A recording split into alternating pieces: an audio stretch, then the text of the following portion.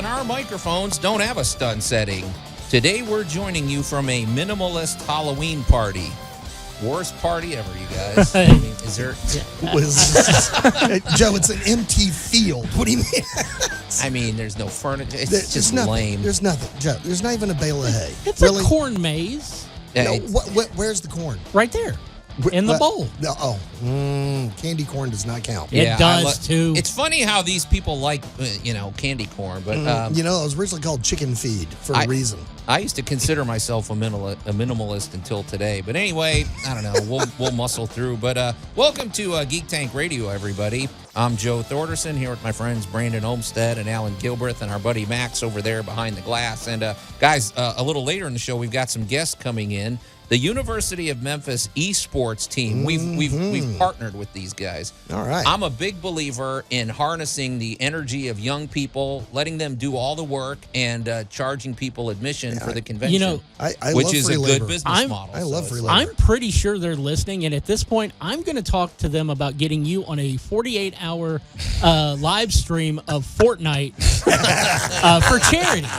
Well, it's funny, Brandon, because we always talk about branding and about labeling things. Okay, I don't think of video games as e-sports. Maybe they can tell me how this works, actually. Look, is this sports? look, Do you sprain your thumb? If, or is it if ESPN can run the World Series of Poker and call it a sport, then what these guys do with a controller and a numb butt against people all around the world and entertain you as well, this is a sport. And there's NASA technology, because you can't forget those diapers. That's true. Yeah. So we'll be. I mean, I don't think you're going to get a 4-week StarCraft tournament out of these guys, but I'm sorry, space. They're allowed to walk away. Well, you folks, you're going to benefit from this, because if you show up at the Memphis Comic and Fantasy Convention, we are stepping video gaming up big time, and it's thanks to the gang over there at the U of M esports team. Because Brandon, 2021, I'm almost calling it a soft opening after COVID. There was a lot of stuff we couldn't do,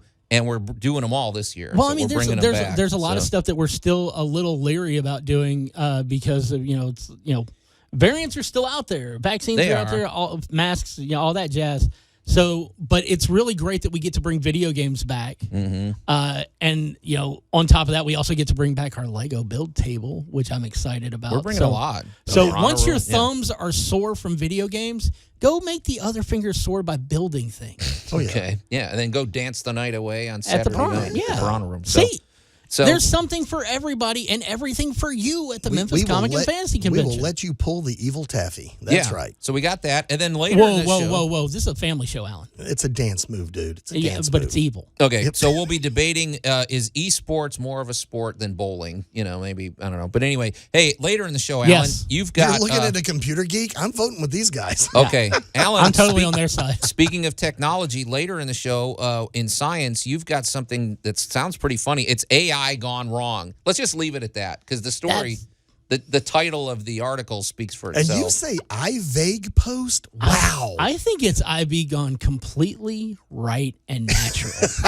Okay. It's going to be a story. Yeah, this one's good. And maybe we'll let those guys from the U of M weigh in on this, because they probably deal with it. They're going to be dealing with this a lot more than we will. By the time they get to our age, they'll be, we'll be gone. Yeah. So, hey, but Brandon, speaking of, gosh, I guess I plan to live forever. I don't know what you're talking about. Are algorithms AI? Yes. Okay. Well, because you wanted to weigh in about Andor, because there's false information. Well, I won't really call it false information. I think that people are jumping to the wrong conclusions with the information they've been given. Okay. The internet did that? Yeah, the internet jumping to Really? the wrong conclusions. Who'd have thunk it? Okay. Now, of course, earlier this week, in preparation for the Nielsen ratings on the premiere for Andor coming out, there was just a little thing put out saying that Andor is one of the least engaged of the Disney Plus series. Especially amongst Star Wars stuff. And people are like, it's because nobody likes it, nobody's watching it, nobody's doing this. It's like, and I think that's the wrong way to go with this. I think that because of the way Andor's been set up, it's finally giving people a good enough story that they're not complaining about it. Yeah, is that what it is? True. The trolls have been silenced? Well, when you don't have anything, you're not going to get... You can't clickbait, I really like this. It's a little bit of a slow burn, but it's a really good show. Nobody's tuning into that YouTube video. You're going to get 4 hits. If you can't drum up a controversy in your clickbait title, even if you it's like we've seen it a lot, especially lately with Halloween Ends. People are like, most devices, you're going to hate it. And then people go into their video and tell you how much the things they loved about this movie, though it's a departure from what you get. Andor is giving you a really good story. It's coming at you from multiple angles. And best dialogue ever. And because there wasn't some, preconceived notion about the hero, you don't really have anything to complain about. I mean, we already knew Cassian Andor is a scumbag. Yeah, exactly. This was not a lovable, likable protagonist. It's like, it's really sad because even the Imperials in Rogue One are more likable than Andor was. Several of them are. Yeah. This is what Andor is what Fantastic Beasts should have been. It was supposed to be Newt Scamander taking you through the world of the Harry Potter universe and making it interesting, which it didn't do. This is Andor taking you and meeting. Really, I think the Empire is the star of this show. Yeah. It's his travels, but he is not a hero. I kind of love what they're doing, where you're seeing that both the Empire and the Rebellion are using the same tactics to get what they want, and nobody's the good guy here. Nobody's good. Luthen, I'm losing any respect except maybe B2. You have B2 EMO is the only good guy, and that's because he's a dog. And Ma, what's her name? Oh, his mother. His mother. She's noble. Yeah. I mean, but it just goes to show you that all the characters are very complex. The good guys all have something wrong with them. The bad guys aren't necessarily have bad. likable qualities. And you just got people that are just more or less just on a side. And there's people watch media differently. There are people. I know our buddy Josh Mason. He told me the same thing. He's excited about Andor, but he says, I have no patience, so I'm going to watch it once all the episodes are up, and I'm going to binge watch it because he can't wait week to week. It for him. There's a lot of people that watch media that way. They do now. So, but I don't buy that. In fact, one person that put it out there that said the ratings were low, he admitted later, he said, I mistakenly posted the wrong information. He corrected it. And I guess the ratings are really great. I don't necessarily care. I just want season 2. The ratings are better than Boba Fett's were, but they're behind Obi-Wan. Okay. All right. Well, we'll definitely be following this with great interest. So, guys, but I'm looking forward to introducing our guests coming up next. We're going to introduce the U of M E-Sports team. We got Jonathan and Hutch dropping in. And welcome back to Geek Tank Radio. I'm Joe Thorderson here with my friends Brandon Olmstead and Allan Gilbreth and our buddy Max behind the glass. And let's just jump into it. We're going to introduce our 2 guests. We have Jonathan and Hutch. Hutch, is that your real name? That's a nickname. My real name's Hunter, but I go by Hutch, yeah. Oh, that's pretty okay. So he's got he's got a decent name and a decent nickname. I'm sure there's a backstory for that. But these guys are we actually met you guys over at the last Anime Blues Con, which was a huge, there was a lot of people there. And Jonathan, didn't you tell me that was your first convention? Yeah, that was actually my first convention. I've wanted to go to one for so long, and my friend kind of pointed that out to me. It's like, hey, we should go to this. Oh, yeah. Well, I'm glad you did because there was a lot of new faces, and we instantly, we met. I think you guys dropped by our promotional booth. Anyway, the long and short of it is we roped you guys in because we've been wanting to, last year we had to skip video gaming, or at least, it was Video Game Light, Brandon. We had like a few monitors. Yeah, we had a couple monitors. It wasn't anything we're super proud of. A couple of folks brought in their Switches and stuff like that, just enough so that they didn't get mad at me about not having video games. Hey, we barely were even able. We were able to hold the convention, and that was basically all we.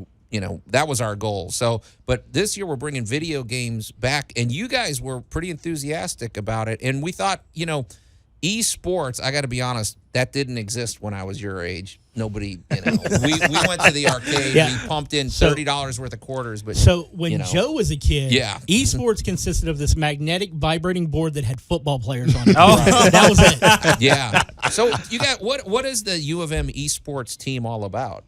So what do you guys do?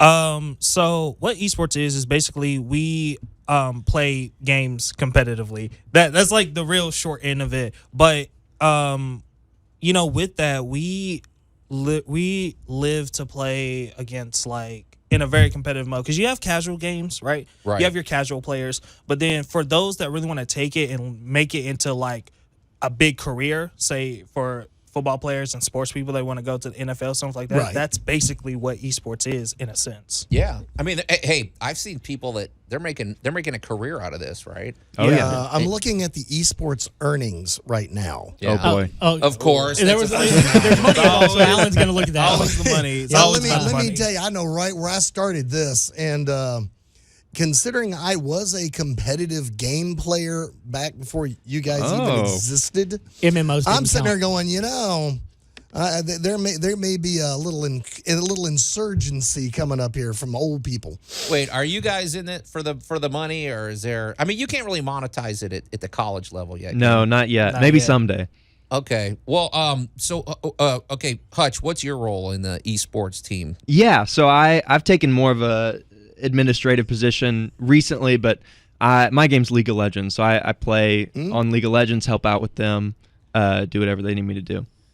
I guess I'm kind of curious because for example, like for the convention you listed about I think 5 or 6 games. Well, how do you get? I guess what I'm wondering is there's thousands of video games, Brandon. So how do you check? How do you select which ones are going to be the competition games? I guess I'm wondering. So yeah. So the way that how we pick these games out is we go based off of one, are they easy to set up? Mm-hmm. That's number one. And then 2, what is the most popular games? I mean, for example, Overwatch 2 just came out, and a lot of people, I mean, at first from Overwatch 1, a lot of people were like iffy about it, but I've been playing the game a lot recently, and I've been seeing some of these other colleges play, and I'm just like, you know what, this game is actually not that bad anymore. And, it kind of just helped me to make my decisions. Yeah. Okay, so all right, you're hitting with Overwatch, and you're a League of Legends guy. Oh yeah. What is the one game though that you see that's one of the biggest popular competitive games out there that you won't touch with a 50-foot pole? I really want to know which ones to avoid. Oh, that's a good question. I don't know. I don't know about casually, but I mean, I'm a big Halo fan, but I could never get into the Halo competitive scene. I know that's one of the first really mainstream esports games, right? But and we've seen through various ways the online communities for Halo and Call of Duty can get really toxic. But at the same time, when you've got a good group of guys, it can get like downright cutthroat. Oh yeah. But you can go get a drink after. Oh yeah. Oh yeah. Well, I mean, you're college guys. You're gonna drink anyway. Hey, what we want from you guys is we want that Leroy Jenkins moment where you got. Have you guys ever had an experience like that? Everybody knows who Leroy Jenkins is, right? Oh yeah. Right. One line and the guy's famous now. So right. Well, he do also you guys completely destroyed an entire raiding party. Well, do you guys do that? Do you record everything just in case there's footage you want to post? I mean, I wouldn't say that we've recorded everything, but the chaos of that clip, Leroy Jenkins, is definitely what internally League of Legends team fights sound like. Everybody's screaming, everybody's yelling, calling out for healing and stuff. I'm sure Overwatch is similar. See, that's the thing for me, Brandon. When we're walking around the convention and I hear this, you hear this racket from the video game room, which is what you want, but it's always amazing to me how hyped up everybody gets. So. Hey, it's a beautiful thing. I mean, you guys bring the hype. I mean, the energy is there. Yeah. Go ahead, Allan. Okay, so what is the takeaway? What do you need people to know about your esports league? The biggest thing that people need to know about us is that more than anything, we're more of almost like a family to us, to all of us. We're more of like a family. We're always there to help each other out, especially in games or just anything outside of esports. We're also there for each other if we're going through things, college and stuff like that. It's a pretty cool community because I met you guys a few weeks ago at the hotel, and it seems like a real tight group. So yeah, and how do people get involved? Yeah.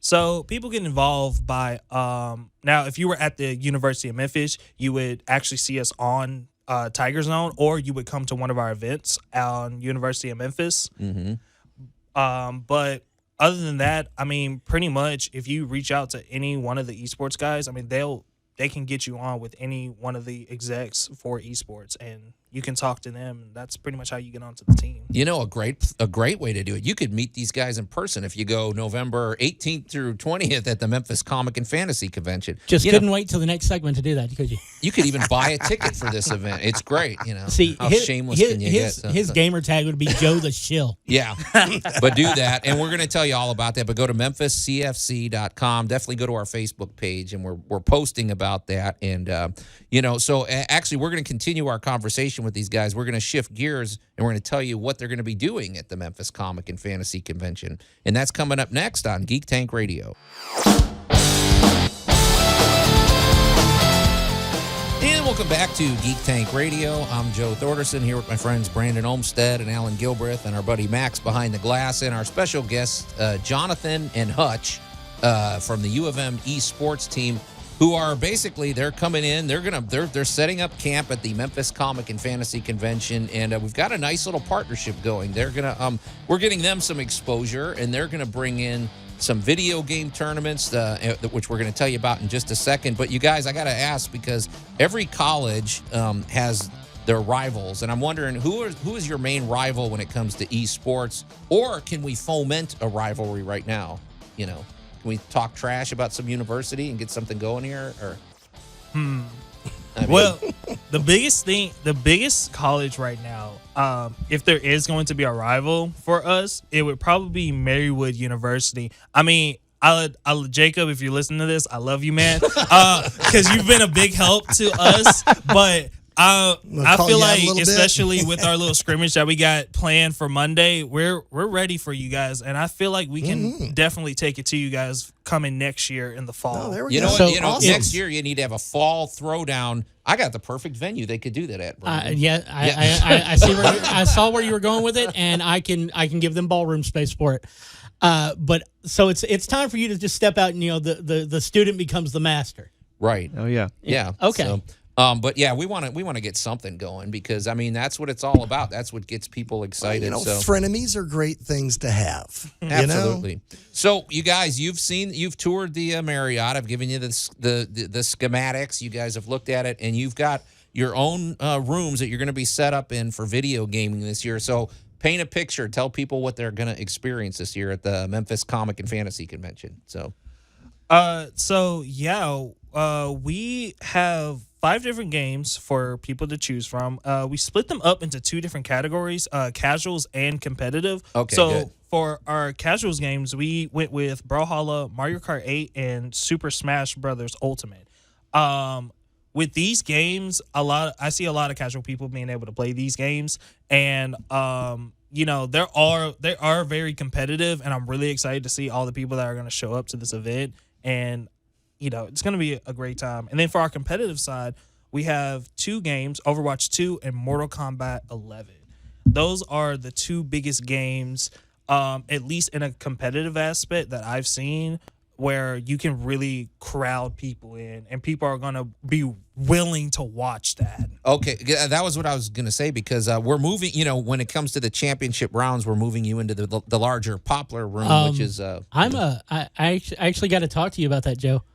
Because we had a slight issue with one of the events we were going to do in the ballroom. Yeah. I'm moving them to the ballroom. Whoa! They will upgrade. Main stage. They will be Holy on the smokes. main stage at 7 p.m. Saturday night. Really? Yes. Well, they can't miss this that now. Surprised me. Holy smoke! All right, well there you go. Because we've been posting 6 o'clock. I get, but whatever. I want to give them a prime time, and they will be the final event in the ballroom before we go for the Piranha Room. Wow! Hey, congratulations! There's a lot on your shoulders now, you guys. You better be entertaining. You're the lead in. Thank you so much. Into the party, man. Okay. Well, so casual video game. In other words, people can walk in the video game room and just sit down and play some video games, and then on the other side is the cutthroat competitive stuff, right? So, yeah, we want to structure this to make this accessible to everybody. People that maybe are new to the world of video games, coming from the comic and fantasy world, able to dip their toes in, and then we also want to offer the more competitive, hardcore, team-based situations like Overwatch to give those people something to do. Okay, and I know we got to thread the needle so we're not opening a gambling situation here, right? But we can offer, Brandon, some prize support, right? Like, I mean, think free passes, some other little goodies, right? Is that cool? Well, I mean, it's kind of weird to give people free passes for an event that they are at, but we can totally next year we can totally hook them up for the next year. But we might have a few other things we can do. Trophy, we'll make sure it's worth the while.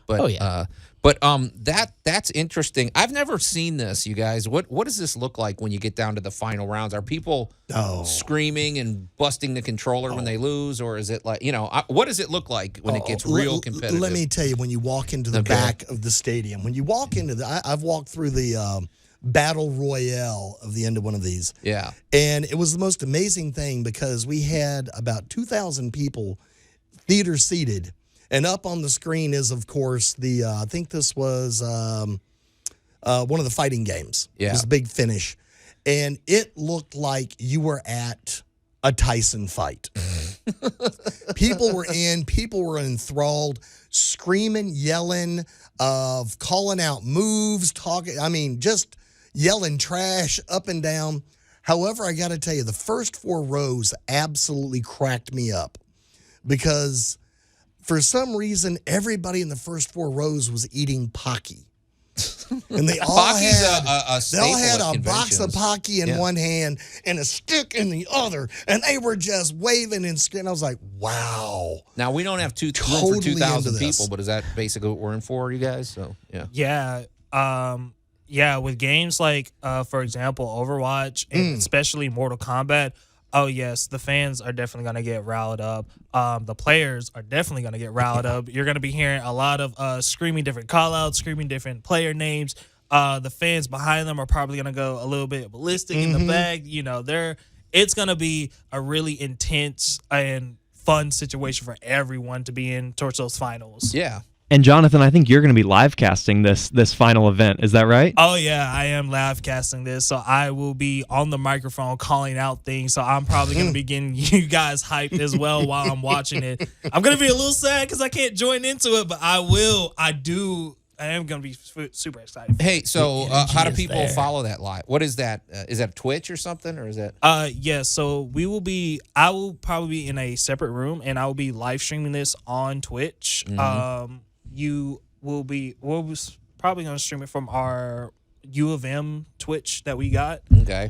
So yeah. All right, so we'll do that, and then you sent me a flyer, and folks, go definitely at this point it's sort of mission critical. Go to Memphis Comic and Fantasy Convention on Facebook because we make regular posts. You gave me a poster that had a QR code on it. What's that for? What does that do for it? So the QR code for the competitive games are definitely for they're for the competitive games. Okay. And for the casuals games. So each game we kind of did like a entry fee of $10 per game. Okay. And when you scan that QR code, it's going to show you it's going to ask for your player name, your players, and then it's going to ask what games you want to pick out. So you can pick out whatever games you want to play. Okay, before you even come to the event. We'll touch on that when we come back. But yeah, in other words, you can pre-register more or less. So, all right, very cool. We're going to do that, and then when we come back, also we're going to talk about AI gone wrong. You're listening to Geek Tank Radio. We'll be right back. And welcome back to Geek Tank Radio. I'm Joe Thorderson here with my friends Brandon Olmstead and Allan Gilbreth and our buddy Max behind the glass and our new friends Jonathan and Hutch from the University of Memphis E-Sports team that are, they've been talking to us about video gaming. They've been talking to us about really the future of, e-sports is a thing. There's huge tournaments around the world. We're trying to foment a rivalry between some university where they can settle the score at next year's Memphis Comic and Fantasy Convention. We've got the platform, we got the venue for you guys. Right now they're throwing a lot of shade at Marywood University, so maybe we can get something going with those guys. Whoever wins at next year's MCFC gets to throw the other team into the pool. There you go. Video gaming's back in a big way at the Memphis Comic and Fantasy Convention. And before break, we had to cut it a little short. So I just want to remind everybody, you can get to there's casual video gaming. You can just drop in the room, and you guys will have video games they can play. If you want to enter in the tournaments, it's a $10 fee, which that's standard, right? I mean, we got to pay. That's actually cheap for some There's tournaments. expenses that have to be covered. So, and Brandon just dropped a bombshell.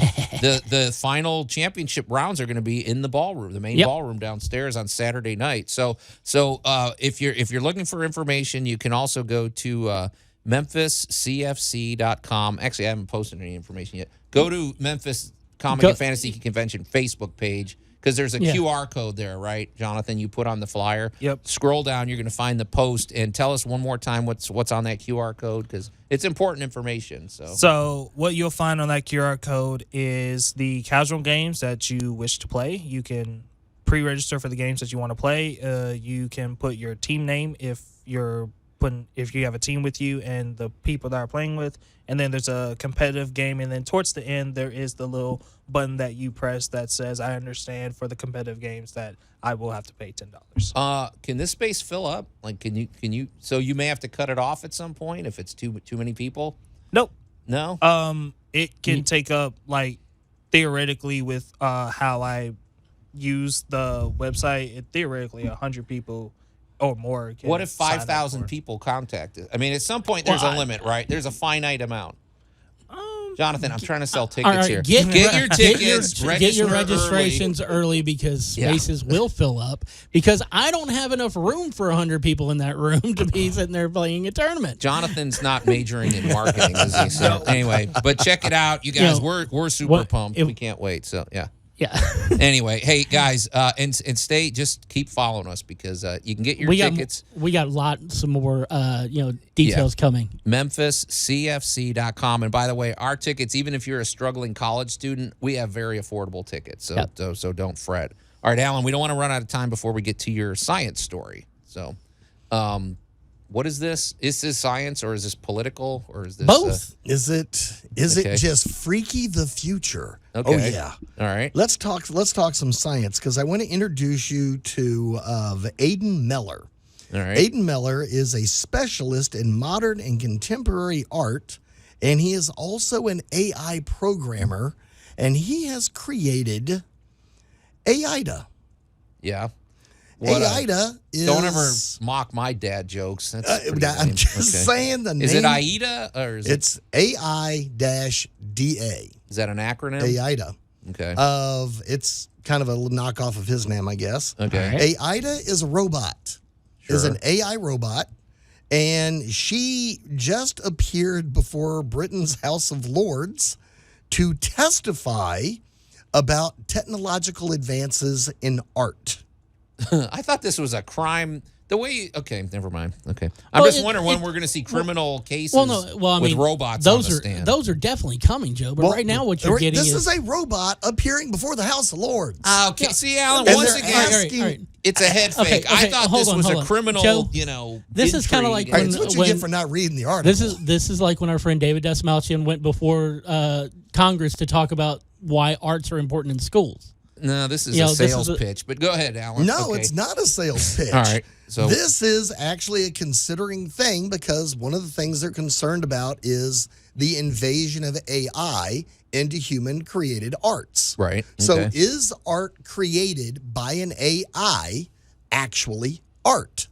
This is a serious enough topic that they actually summoned AIDA to appear before the British House of Lords. Now that topic's fascinating, because we're dealing with that now. Yeah, but you finally sold him. No, you finally got him on. Allan's Mr. Clickbait. He tells you one thing that it's going to be about, and then it's something else. So there was this time. Joe is clickbait. There was this time when Allan said he was bringing science, and then he used it to basically mess with Joe's head about the Mandela effect. Anyway, go ahead. It was a beautiful thing. Yeah. So go ahead. And somebody didn't get it. That's all I got to say. All right, go ahead. All right, so appearing before the House of Lords, giving testimony and answering questions without a human providing the answers was AIDA.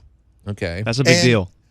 All right, my fellow computer geeks over here, thank you. A little solidarity. Right. The actual magnitude, the Westworld level magnitude of this, because she was wearing, she was like wearing clothes, looking all robot-y with like a little black bob haircut, talking about how AI is creativity and how, therefore, creativity creates creativity. The best part, though, was at the end of it when somebody asked her a question and she apparently fell asleep. She went into sleep mode, huh? She just kind of... Maybe she just was bored with the question. Didn't quite... Well, the algorithm didn't quite grasp. And I'm trying to remember who it was. It was Baroness Lynn Featherstone who had asked the question. And then was like, oh dear, I put her to sleep. Yeah. that definitely sounds like the name of someone who'd break my robot.